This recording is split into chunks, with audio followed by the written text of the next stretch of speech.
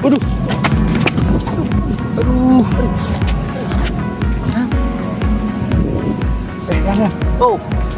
Halo teman-teman. Kita kelompok 10 lagi di mana, Yan? Di Kota Lama Surabaya. Surabaya. Kota Lama Surabaya tersebar atas 4 lokasi yang terdiri dari zona Eropa, zona pecinan, zona Arab, dan zona pribumi. Zona Eropa berlokasi di sepanjang Jalan Jembatan Merah dan Jalan Raja Wali. Zona pecinan berlokasi di Jalan Kembang Jepun dan Jalan Pabean. Zona Arab berlokasi di Ampel dan Jalan Pegirian. Dan yang terakhir, zona pribumi yang berlokasi di Jalan Panggung. Halo teman-teman. Jadi karena kita lagi jalan-jalan di Kota Lama Surabaya, kita nemuin ada apa nih, Firja? Jadi ini salah satu tempat ikonik di Kota Lama Surabaya, yaitu ini adalah mobil sedan milik Brigadir Malabi yang terbakar di lokasi kejadian di depan gedung Internatio. Wih, keren banget gak sih? Nanti stay tune terus ya, kita mau jalan-jalan ke tempat-tempat lain.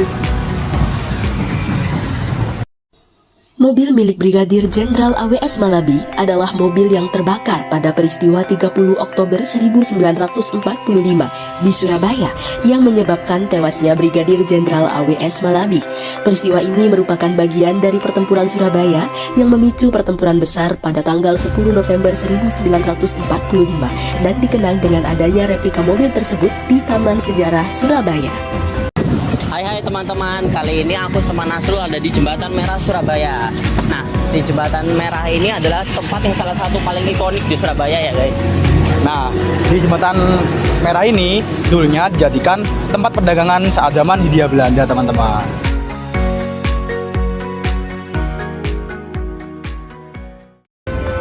Jembatan Merah dibangun di era Gubernur Jenderal Daendels dan diresmikan pada tanggal 11 November 1743. Pembangunan Jembatan Merah dilakukan atas dasar kesepakatan antara Pakubuwono II dari Mataram dengan VOC. Dalam kesepakatan itu, berisi bahwa daerah pantai utara termasuk Surabaya menjadi wilayah kekuasaan VOC yang berarti di bawah pemerintahan kolonial Belanda. Jadi sekarang kita lagi ada di Gedung Internasio. Gedung Internasio ini adalah salah satu gedung di Kota Lama Surabaya yang paling ikonik karena gedung ini merupakan tempat peninggalan atau tewasnya Jenderal AWS Malabi di tangan arek-arek Surabaya.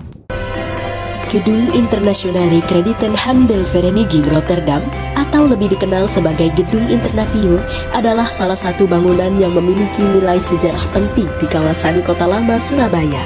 Gedung Internatio menjadi saksi bisu tewasnya pimpinan tentara sekutu Brigadir Jenderal Malabi yang memicu pertempuran Surabaya yang memuncak pada tanggal 10 November 1945.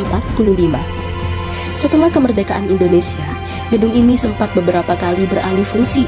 Meski telah ditetapkan sebagai bangunan cagar budaya pada tahun 1996, Gedung Internatio pernah mangkrak selama lebih dari 1 dekade. Kini, Gedung Internatio kembali bersolek seiring revitalisasi kawasan Kota Lama Surabaya dan keindahannya dapat dinikmati pecinta wisata sejarah. Halo, jadi pada saat ini saya berada di Jembatan Merah Plaza. Nah, jadi pada Jembatan Merah Plaza ini pada zaman dahulu merupakan sebuah tempat perdagangan yang ada di Surabaya. Namun, untuk sekarang sudah tidak terlalu ramai dikarenakan sudah tergantikan oleh pasar-pasar yang lebih modern. Jembatan Merah Plaza atau yang bisa disingkat sebagai JMP didirikan pada tahun 1997 di kawasan bersejarah Jembatan Merah sebagai pusat grosir tekstil, melanjutkan geliat perdagangan di area tersebut yang sudah ada sejak zaman kolonial. Perkembangannya kemudian melibatkan perubahan-perubahan seperti pembukaan beberapa bangunan JMP 1 dan JMP 2. Dan pada April 2024, JMP 2 ditutup karena sepinya pengunjung dengan pedagang yang direlokasi ke JMP 1. JMP 1 masih beroperasi dengan ratusan toko yang bertahan, meskipun ada beberapa pedagang yang memilih pindah ke lokasi lain karena sepinya pembeli.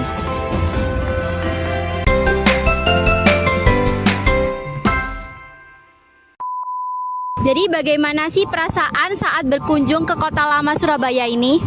Kalau saya sendiri pribadi senang ya, ketika datang pertama kali ke sini saya lihat bangunannya itu, wah ternyata gini bentuk-bentuk bangunan dari masa Belanda gitu. Kalau saya sendiri tuh kayak terkesan aja sih sama bangunannya, kayak ngerasa jadul-jadul gimana gitu. Oke. Menurut Bapak, di Kota Lama Surabaya itu kan masih banyak gedung yang bangunannya tuh masih bercorak dan tidak meninggalkan kesan sejarah. Menurut Bapak penting nggak bagi kita untuk mempertahankan sejarah yang ada? Ya penting juga karena apa ya, bangunannya kan lumayan besar, terus bangunan dulu sama bangunan sekarang kan jauh agak beda ya, kayak zaman dulu kan gedungnya besar-besar kayak gini, terus temboknya juga tebel-tebel. Kalau yang sekarang kan cuma dikasih satu bata saja itu sudah bisa jadi rumah. Dulu kan harus tumpuk 2 atau 3 gitu. Oke. Menurut Bapak nih, seberapa tahu anak-anak muda di Surabaya mengenai sejarah yang di sini, Pak? Kalau menurut ada di sini pengumuman di sini. Saya kayak apa?